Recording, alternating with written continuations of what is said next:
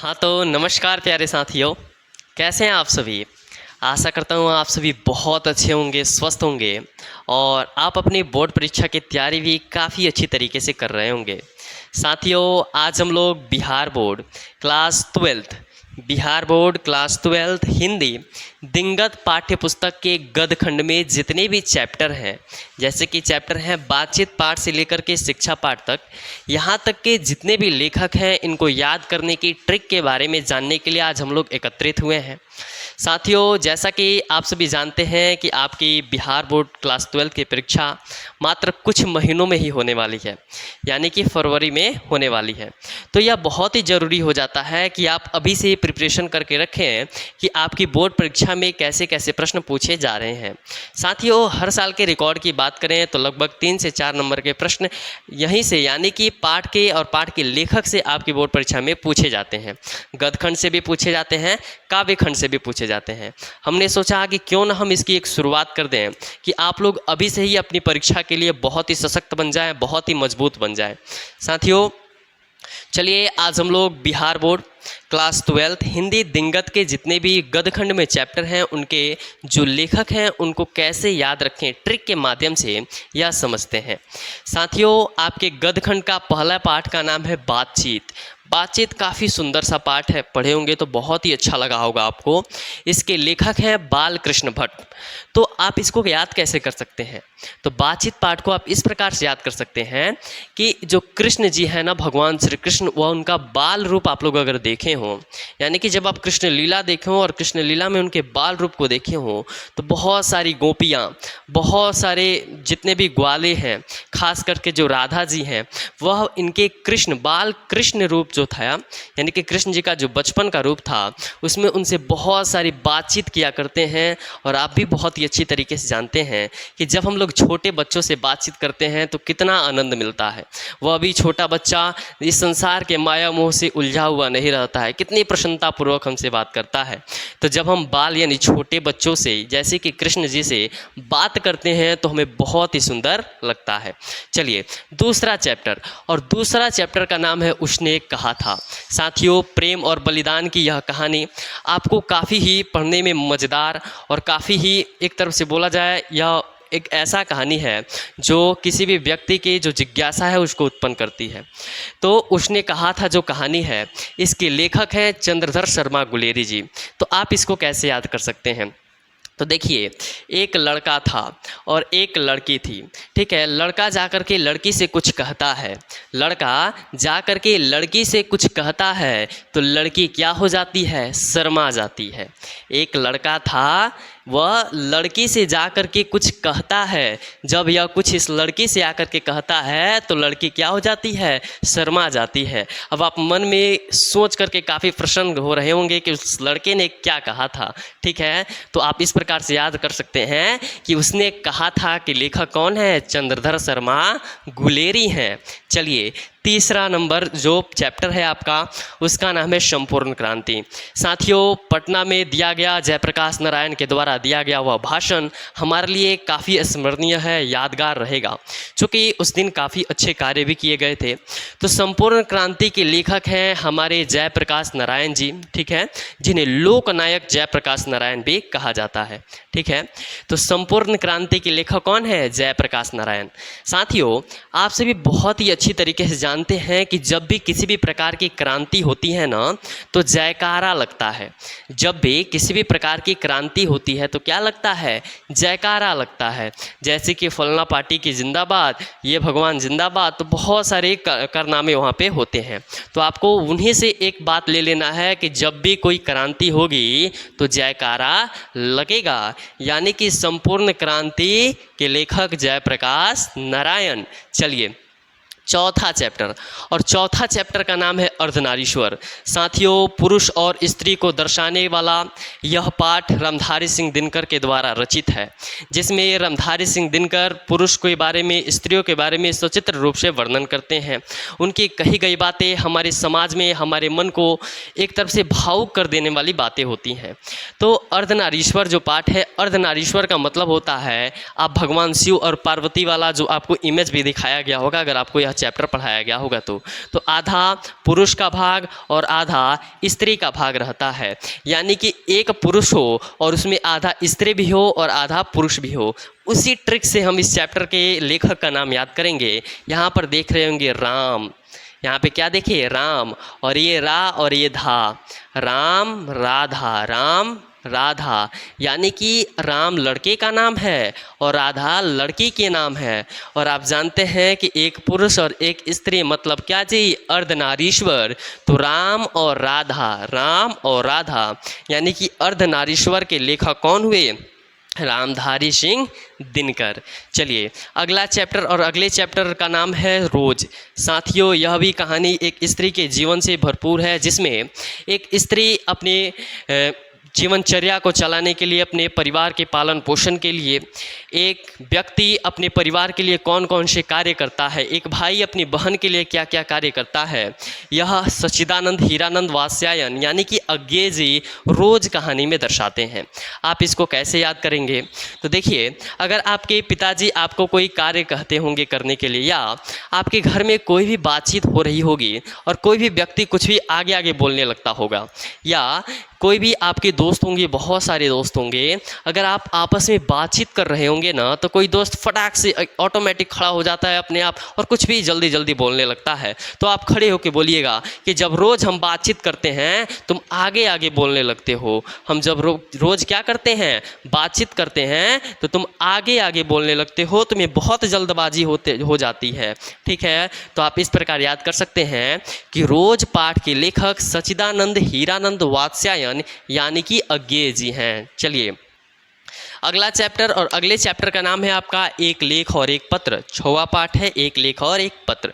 साथियों यह भगत सिंह जो हमारे देश के स्वतंत्रता सेनानी हैं, काफ़ी प्रसिद्ध, हमारे लिए हमेशा यादगारणीय, ठीक है, एक ऐसे व्यक्ति जो अपने आप को इस देश की सेवा करते हुए निछावर हो गए।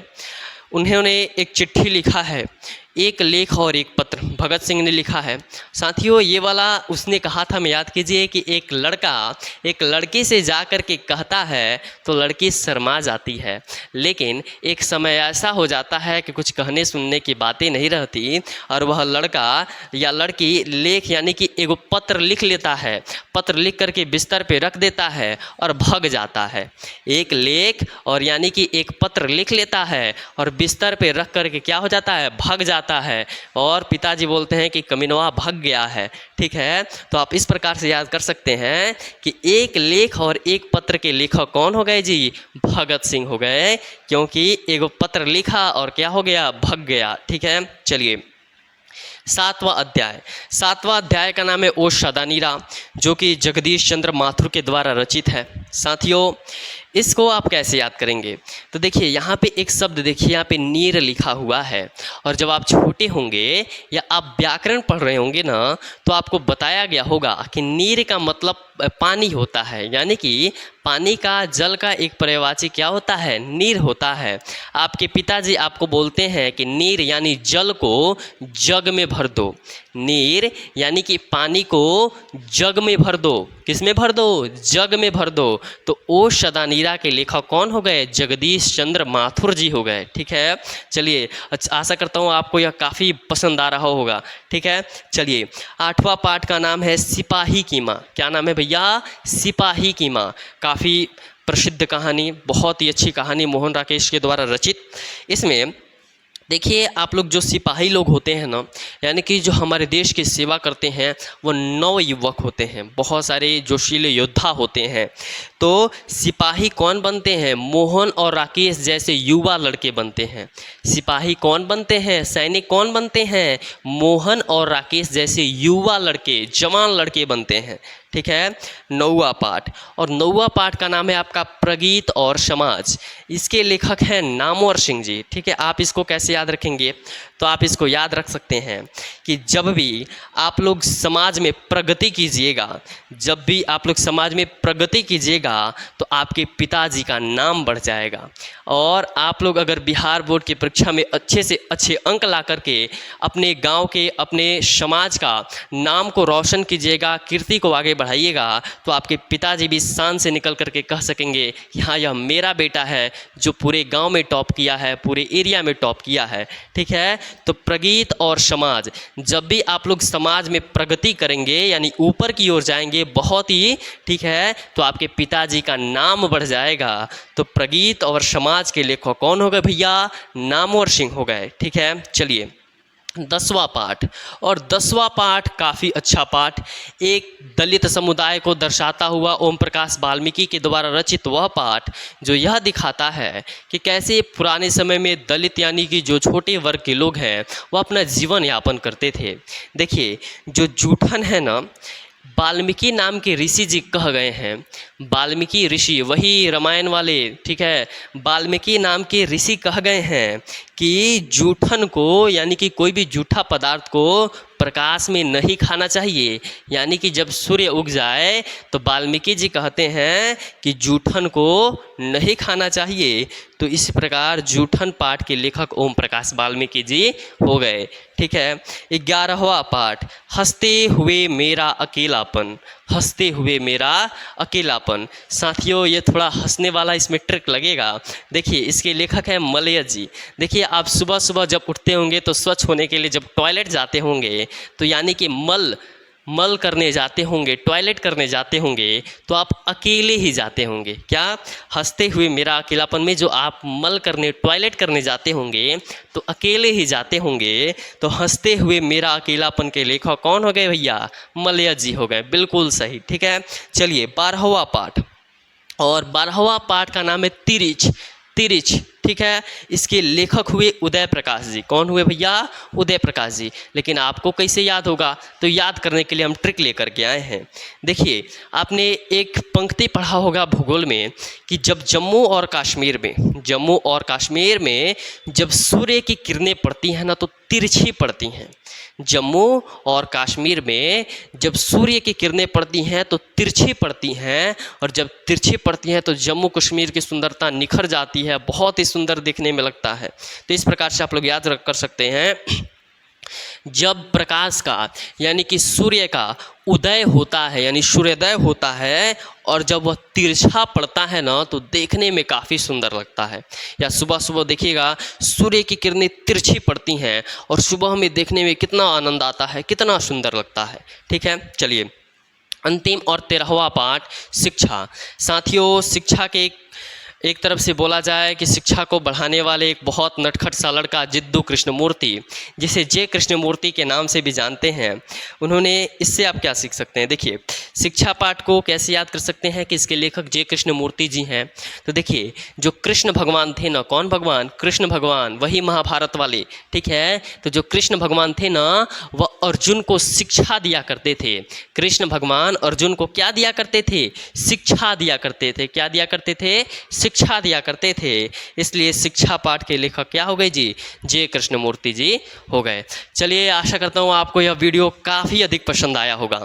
साथियों, आपके लिए बहुत ही कठिन प्रयास है, बहुत दिनों के प्रयास है, चूँकि हमारा यह संकल्प है कि आपकी बोर्ड परीक्षा को आसान से आसान बनाना है। आपको किसी भी सब्जेक्ट में 99 से नीचे तो गिरना ही नहीं है। हमारा मकसद है कि आप पूरे में पूरे अंक लेकर के आएँ। इसके लिए हमारा प्रयास आपके लिए हमेशा ही जारी रहेगा। साथियों, जैसा कि आप सभी यह भी बहुत ही अच्छी तरीके से जानते हैं कि हम लोग बिहार बोर्ड क्लास 12 हिंदी दिनगत पाठ्य पुस्तक के जितने भी चैप्टर हैं उनको क्रमवार तरीके से, जितने भी चैप्टर के ऑब्जेक्टिव प्रश्न हैं, आपके समक्ष डेली शाम के 7 बजे प्रस्तुत कराते हैं। तो आप वहां पर जुड़िए और डेली एक एक चैप्टर का ऑब्जेक्टिव आप लोग क्या कीजिए? याद कीजिए। और जब सभी चैप्टर खत्म हो जाएंगे तो सभी चैप्टर के सारांश तथा आपको प्रतिदिन हम यह भी वादा करते हैं कि आपको टेलीग्राम पे एक चैप्टर का डेली हम लोग PDF डालेंगे, आपसे टेस्ट भी लेंगे। ठीक है, तो आप जल्दी हमारे एजुकेशनल ज्ञान केंद्र YouTube चैनल के साथ भी हमेशा जुड़े रहिए। टेलीग्राम चैनल का नाम भी हमारा एजुकेशनल ज्ञान केंद्र ही है, आप हमेशा इससे जुड़े रहिए। ऐसे ही बहुत ही खास वीडियो हम आपके समक्ष प्रस्तुत कराते रहेंगे। चलिए, मिलते हैं अगले वीडियो में। बहुत बहुत धन्यवाद।